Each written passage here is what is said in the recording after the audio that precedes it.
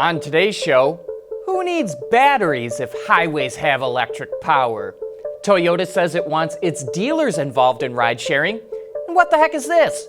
Ford is going to make cars for Volkswagen and Audi? All that and more coming right up on Autoline Daily.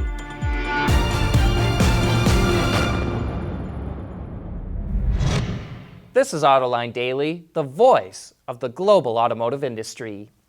Ford and Volkswagen are getting closer to announcing a major collaboration effort, and VW dropped something of a bombshell yesterday, saying that Ford could make vehicles for Volkswagen in its U.S. plants.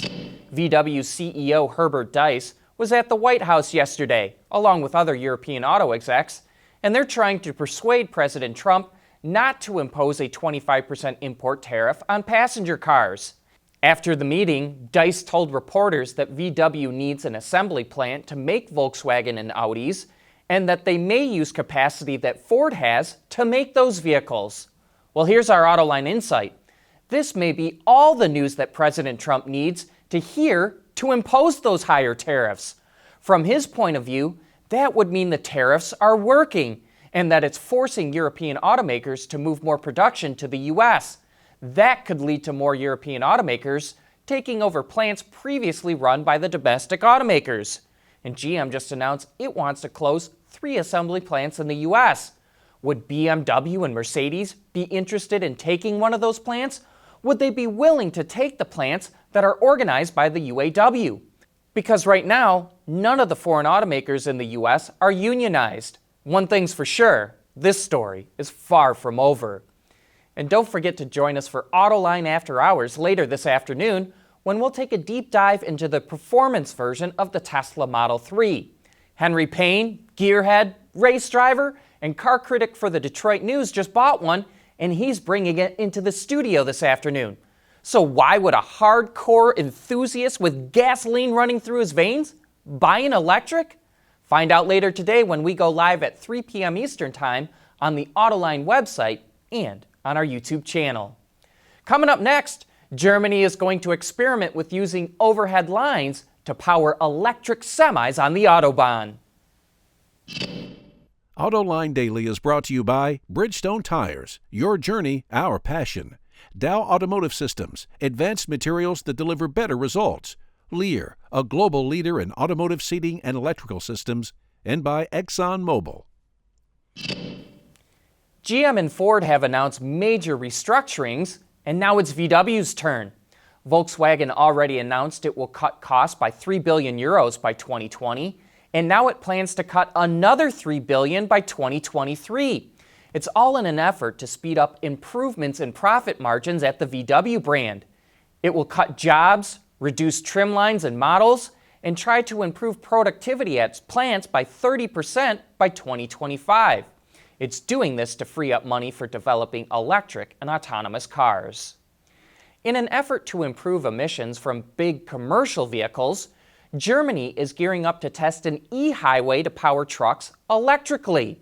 The vehicles connect to an overhead line, like an electric trolley or bus, with what's called a pantograph, which sits on top of the truck. Scania is supplying 15 trucks for the test, and Siemens developed the pantographs. The trial will be carried out over 3 phases next year, along different stretches of the Autobahn. Scania first tested the system in Sweden 2 years ago, but this will be the first time it's using the technology on public roads. You know, automakers are under great pressure to cut costs while improving the efficiency of their vehicles. And here's how Ford was able to achieve that with the 2018 Lincoln Continental. It uses composites made from hybrid materials.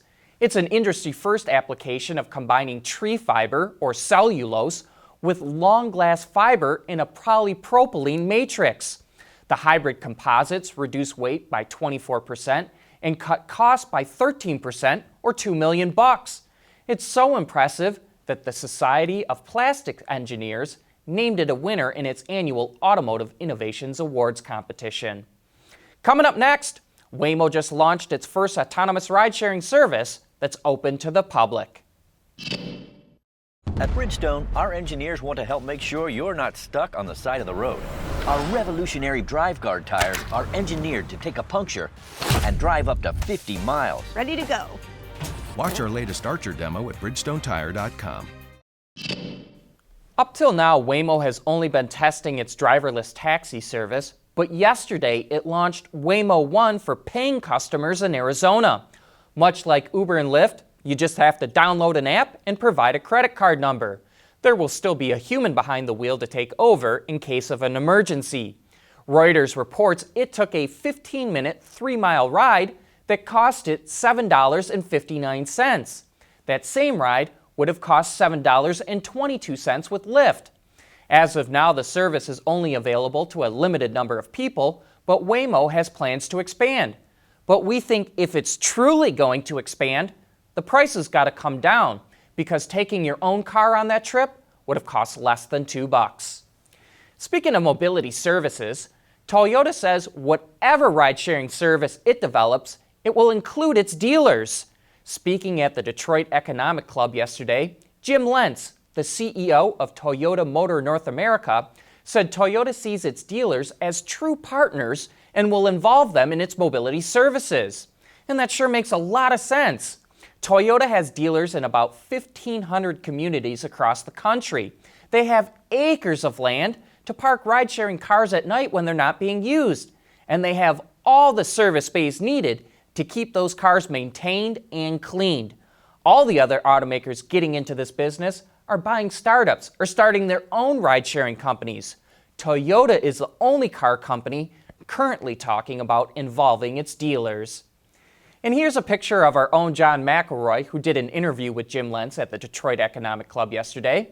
But can you come up with a caption for this? We're looking for funny and clever captions, but try and keep it clean. Anyway, that wraps up today's report. Thanks for watching. Please join us again tomorrow.